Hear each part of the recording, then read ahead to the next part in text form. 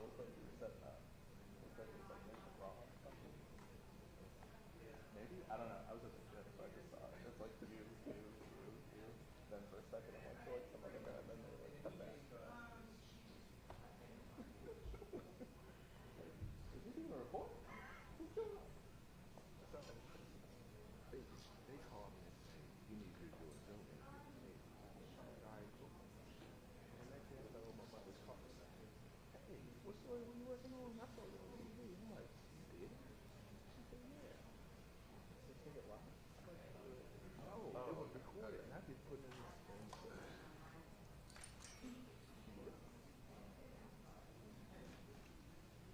You know, you did a... Hey. What's that? He's gonna shoot like you do that. Yeah, we don't have good contact. Hey, I'm gonna have to put it forward.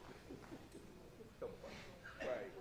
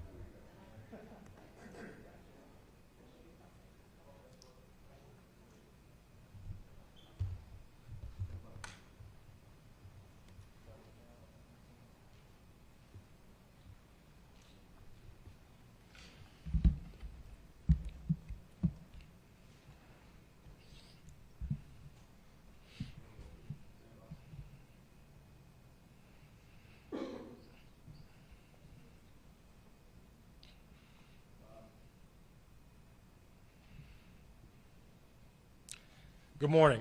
I am Robert J. Conti, III, Chief of Police of the Metropolitan Police Department here in Washington, D.C.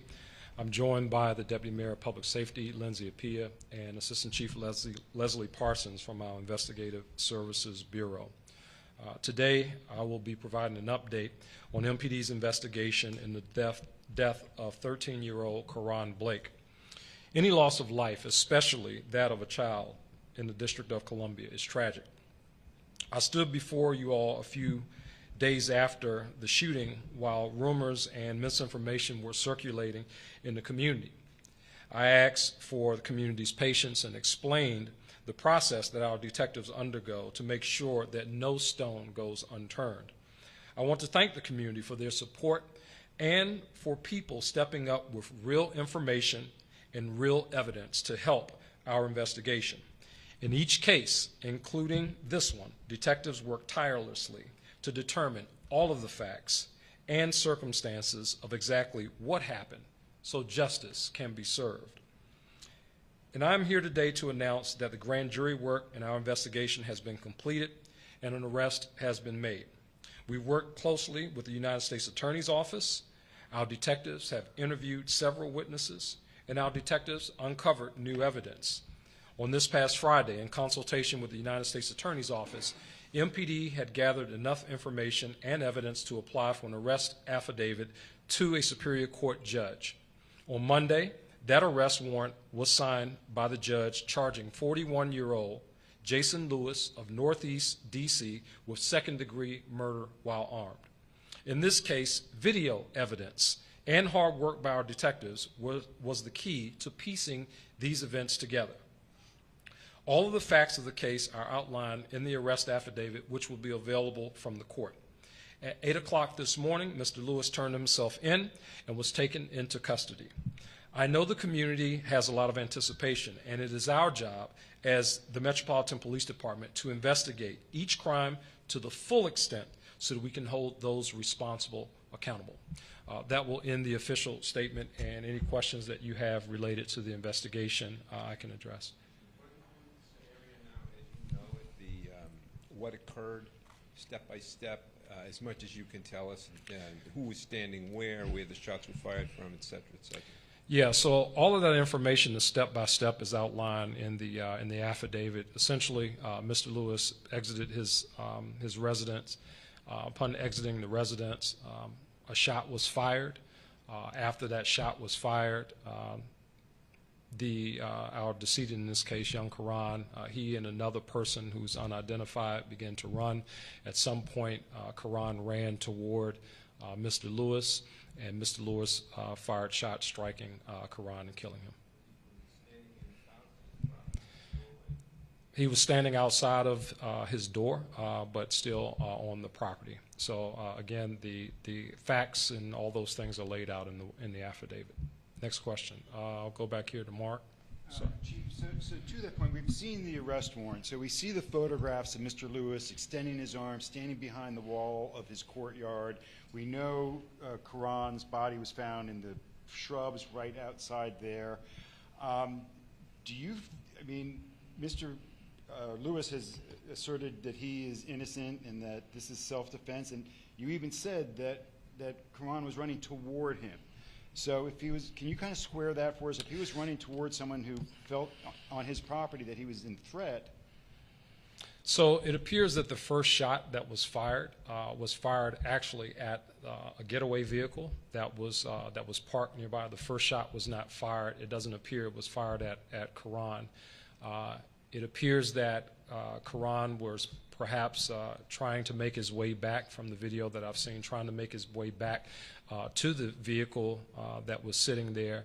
And when that vehicle reversed into the alley, ultimately crashing, Karon ran in a direction. It's hard to say. I mean, obviously, I don't know if he knew that Mr. Lewis was standing where he was standing, but you know, it's 4 o'clock in the morning. It's dark out there. And as we learned through the investigation, again, what was initially described to us, you know, there were some discrepancies there as we went through our investigation. You know, the initial shot being fired at the getaway vehicle was not part of the initial discussion that we had with Mr. Lewis. And then also from the arrest warrant, can you comment appear to be Karon's last words. I'm a kid, I'm only 12, please don't, I'm sorry. Yes, that's in the warrant as well. Based upon video evidence, we were able to glean what transpired between them from one of the video surveillance cameras that we reviewed. Going into the Can you react to that? I mean, this is what the Republicans are going to, read these words today and see the pictures from the arrest warrant. Yeah. What do you take personally? Well, I mean, I think you know, and probably everyone in the city knows, Mark. I mean, anytime we have a loss of life, especially that of a child, I mean, that's something that really just pierces my soul, to be quite honest with you.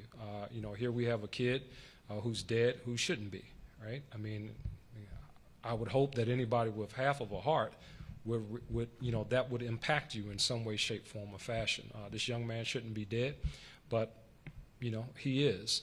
And now, again, we have to go through the course of the judicial process, something that will never, unfortunately, bring him back, but to deal with the family, to deal with, Karon's relatives, and, I mean, schoolmates. I mean, it's a lot really to unpack there. And when you add to that, a video information that we were able to glean from the investigation, personally, I'm a father. It impacts me.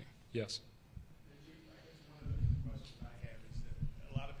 Wondering why did it take so long? Now, I know in most cases you don't have the admitted shooter standing there on the scene. You've got to go out and try to find somebody, but ultimately you did charge, and I guess the question is, why did it take so long? Well, I think, when you say take so long, I mean, I've been doing this work for 30 plus years, Sam, and you've been in this business for a long time, and the time that it has taken, I don't think, any time could be too soon, especially through the lens of someone who lost a loved one. But we want it to be methodical. We want it to be correct and not make any assumptions. We want it to follow the evidence. There was somewhat of a self-defense claim made that needed to be overcome. Mr. Lewis in this case was a licensed concealed carry permit holder on his property when this shooting happened. And we wanted to get to the bottom of this. As I said to the community several days after this tragic murder of Karon happened, we wanted to get to the bottom of this. And I'm not going to rush to judgment because of what somebody think I should be doing or how long somebody think the investigation should have taken. The investigation took the amount of time that it needed to take so that we would be at this point where we have a warrant signed by a judge, investigation and information that has been before grand jury supported by that, in this case will now go through the judicial process. So I am very comfortable with the timeline and the urgency that MPD and the rest of the parties that are involved, the U.S. Attorney's Office, the attention. I know detectives have been working around the clock on this case. So again, I've been doing this for a long time. And again, arrest can't come too soon for family members and victims. I get that, but we wanted to make sure we did this right.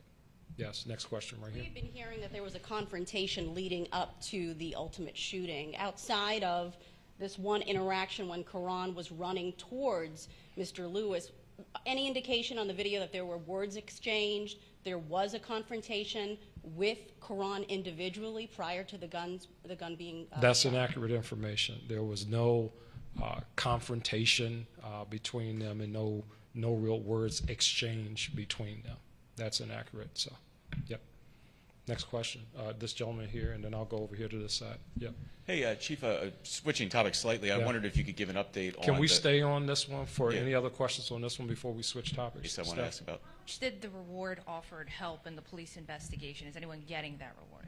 We'll go back through with the detectives. It was more of the video that people provided. So we'll go through and see if we will issue reward money. I mean, people were just coming like, hey, here's the camera from my house, my business, my et cetera, that really helped us to get to where we are. So we'll assess whether or not we're going to be paying out a reward. All right. Now other questions on this topic. Yes, sir. Yeah. In the video, did you see, were those kids actually breaking into cars? And, yes. And will this video be released to the public? Well, it's part of the evidence now. That's a decision that the U.S. Attorney's Office will have to make. It's not an MPD video. It's not a body-worn camera. It doesn't fall under any of that. But that will be a judgment call for what the courts and the U.S. Attorney's Office decide to do. My guess is probably not, because this case will go to trial. and that will be part of the evidence that will be presented. Yes, Mark? Chief, have the sir. people I'm sorry, who were, Bob. it's all right. The people who were with Karan that night, have they come forward? Have you found them? No, and we're asking for the young men who were with Karan that night if they would, in fact, come forward. Obviously, you know, this is a very tragic situation, but we want, again, in an effort to make sure that we really are able to wrap our minds around everything that occurred. We want to make sure that we're able to talk to all parties involved. Going back over here to this gentleman. Yes, sir. Holmes Library with CNN. Could you clarify, I'm sorry if I missed this earlier, who the initial shots at the vehicle came from? Who fired those shots? Mr. Lewis, the Okay. person who we arrested. Yeah. Okay. Yes, they were breaking into cars. I know that might be in the. So it appears that the young men, they got out of a vehicle. They had flashlights. They were peering into cars that were in the block in front of where Mr. Lewis resides, and they were going into the cars. Yes, Mark. Yeah. So you're asking for these juveniles who Yes. were admittedly caught on video breaking the law to come forward. Can they come forward without any fear of being charged with crimes related to that evening? So yeah, we're not looking to you know, right now what charges would or wouldn't be levied. You know, my assessment is that these young men obviously they need some intervention somewhere from somebody. If they were in a stolen car, they're out that time of the morning, I want to make sure that, you know, they get what they need. I mean, you can talk to the AG or whoever, if they're juveniles, about whether or not charges will come forward. But my really primary focus is making sure that they get what it is they need in this space in terms of whatever services. But in addition to that, making sure that we have a full understanding and accountability of what happened. And then you expressed concern about the safety of people who are being wrongfully accused of Yeah. this. Can you talk about if Mr. Lewis were to be released, now his name and his home address are in public documents here, do you have concerns for his safety should he be released, or for the safety of his property? And can you update us on the status of his carry permit? Yeah, so a couple of things there. You know, obviously when this happened, there was a lot of speculation about who the involved party was. I mean, people going to putting out their images of people who were not involved, going to, you know, different people's place of work, their business, you know, that kind of thing. And I think that speaks to the level of the potential security risk there. Obviously, there's a risk. There's a lot of community angst in this space around this shooting. So obviously I have some concerns there, but that's a determination that the court will make. What is the best interest of Mr. Lewis's safety at this point, whether he'll be held or released, they'll make that determination. Now that he has been arrested, Metropolitan Police Department will serve him with revocation of the concealed carry permit and any firearms that he has lawfully purchased. We will take possession of those firearms. Does he still have more than one handgun or one gun registered? I don't remember off the top of my head, Mark, if he did it, but whatever he has registered, we will take that. Yes. Go on. Sorry. I'm Besides saying what he said on the phone call to 911, has he been forthcoming, Mr. Lewis, in terms of what He happened made that an night? initial statement, and then he was represented by counsel, and you know he speaks obviously through his attorney. Go over here, Stephanie. Chief, Yeah. we all know there's a lot to unpack with this case, but Yes. one of the elements here was a person potentially protecting their self or their property. Can you please talk to us about what your biggest grievance was with the way that he fired as the chief of police for D.C.? So I think the biggest grievance is that the first shot that was fired was actually fired at someone who was sitting in a vehicle who was not an immediate threat to the person who fired the shot. So that in itself, you know, raises issues, right? You have a vehicle that's parked over here, a shot gets fired at that person that's sitting in the car. What if that person got hit by that round, right? By that bullet, or an innocent person, or that bullet went into somebody's house. So that obviously is the concern. I mean, it's not consistent with training that one would receive for a concealed carry permit. You know, if you're not in fear of, or an immediate threat to your physical being or someone else's, that is problematic for me. And I think from that point, and again, this is not something that we knew the night of, but from that point, everything else that kind of unfolds is as a result of that initial shot that gets fired. So whether, Karon knew or didn't know, that a person was standing there with a gun who he was running at, or running at a full sprint, maybe Mr. Lewis felt threatened at that point. I mean, I don't know. I can only speculate there. But I think that where things really unraveled, it was just the initial shot that was fired that kind of put the chain of events into place. All right. Off topic? Yes, sir. I wanted to ask about the shooting that happened not far from Coolidge High School yesterday. Oh, yes, if you have sir. any updates as far as the narrative, what happened, and also, have you identified a suspect? And scuttlebutt my coworker heard in the neighborhood was that the suspect actually worked in some sort of violence prevention. Can you comment on any of that? Yeah. Yes. So we had a shooting yesterday, just before 3:00 p.m. It occurred over on the 500 block of Somerset Street. Thank you. And what we know is that at least two individuals who appear to be acquainted with each other somehow got involved in some type of dispute. And as a result of that, something that's you have heard me say time and time again, somebody in that dispute had a gun and they used that firearm. There's a lot of speculation in community. I've heard the same thing. Oh, it was I think you mentioned, you said violence interrupter. I mean, I've heard that, but what I will say at this point is we're going to go where the evidence takes us. The community has been helpful to this point. That investigation continues to progress, and like this case, we will work it until we actually get to who the person is that's responsible for that shooting yesterday. And right now, we're not in position where we actually know who that is. All right. Could you speak about the optics of someone who's working as part of this safe passage program? They weren't on duty, but they were wearing their vest at the time. That's our understanding. In theory, someone who's working to make DC safer is themselves involved in an act of gun violence. Just speak about or comment on that, the optics of that. Yeah, well, the optics obviously are troubling to me anytime someone gets shot. I certainly understand your point that you're making. Sometimes when people find themselves in dispute, it doesn't matter where they are.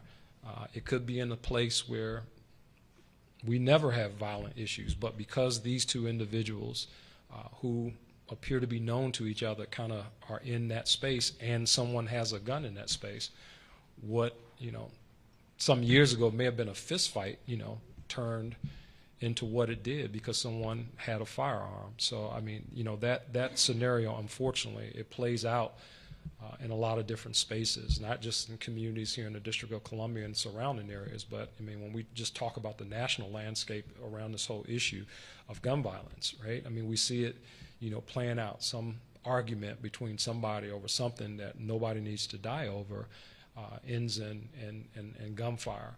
So I think in this case, as we continue to work forward and continue to work with community on it, we'll get to the bottom of it. I'm very confident in that, and we just really need to just kind of put the pieces together. I'll take two more questions, yeah. No, there's not a weapon recovered, Mark. No, we're working right now with community members, and the detectives are out right now, even as we speak, following up on different leads and so forth. All right, last one. Yes, ma'am. Another off-topic question. Yes, in light of the Tyree Nichols shooting, the ACLU is calling nationwide for a lot of the police departments to dismantle these special units. Any consideration into dismantling the gun recovery units because perhaps some of those complaints aren't reported publicly? So our gun recovery unit was revamped several years ago, and I think that to paint that with a broad brush, to say all specialized units should be disbanded as a result of something that happened in Memphis, I think that that's a reach. I think that when you have units like that, specialized units, that they have to be properly supervised and managed. I think that that's really key. That is very important. You have officers that are out there, they're doing dangerous work, they're coming in to contact in situations where, you know, firearms and those types of things are likely to be recovered. Sometimes there are police use of forces, and I can't think of a situation where, where you would want for a police official to be on the scene more so than like those types of situations. So as part of our revamp, our teams, they certainly focus on recovery of firearms, but also they're partnering with federal investigators from ATF, from FBI, as they go out and do their work, focusing in on gun trafficking as a whole. So we've done some revamping, we've done some retraining, we've added additional supervisory and managerial personnel 2 years ago, and that's the space where we are. I think that as this ACLU call for disbanding, I think that again, that's a far reach, and I think that perhaps looking at agencies individually to see who has or does not have those safeguards in place. I think that that's really important. Thank you all so much.